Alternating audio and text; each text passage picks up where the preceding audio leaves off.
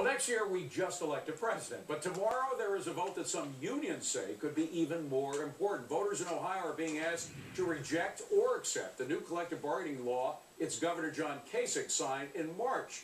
At stake are collective bargaining for public sector unions. To our power players now on why everyone needs to watch the outcome of this one, players Gary B. Smith, Lenore Hawkins, and Carl Jeffers. Gary B., first to you. What do you think? Well, I'll tell you what, if the unions win this, I think it will be horrible for Ohio and set a really terrible precedent for the rest of our country. Look, if you look at what happened to Greece, basically you had locked-in entitlements that couldn't be paid for, controlled by a majority. That's basically what unions do. And if you go through industry by industry, David, you see that each industry that they've had a significant power in have become essentially Greece. Big steel, automotive, textiles, airlines, the list goes on and on.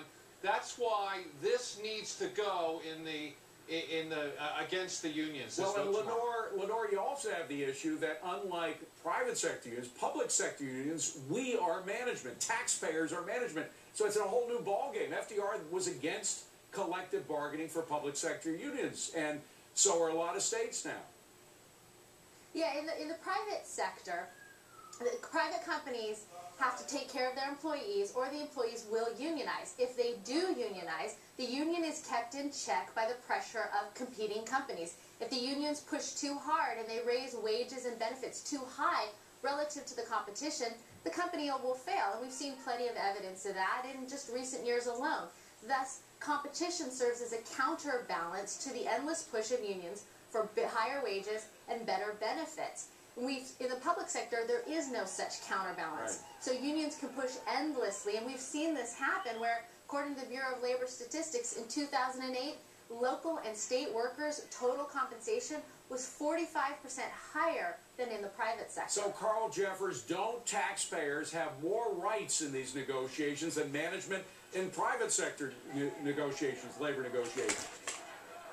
Well, I think that the taxpayers essentially proxy their management rights in public sector unions through the legislature, through the elected officials. And to the extent that Gary mentioned that this is a dangerous precedent, the dangerous precedent was what Wisconsin did.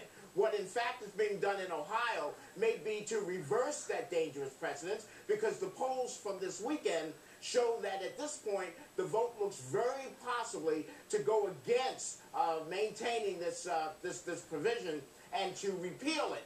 And one of the problems that Kasich has, aside from his unpopularity, I believe it's as low as any governor in the country, with the possible exception of Hawaii right now. But one of the other problems he has is that this time they may have gone too far by including the police and firefighters, because that's what it really has galvanized. Well, I tell you, this is going to be very interesting because they got it in Ohio, Wisconsin, New Jersey, Connecticut, New York. We're going to see it all over the country. Thanks, gang. We're going to leave it at that. Coming up, the message.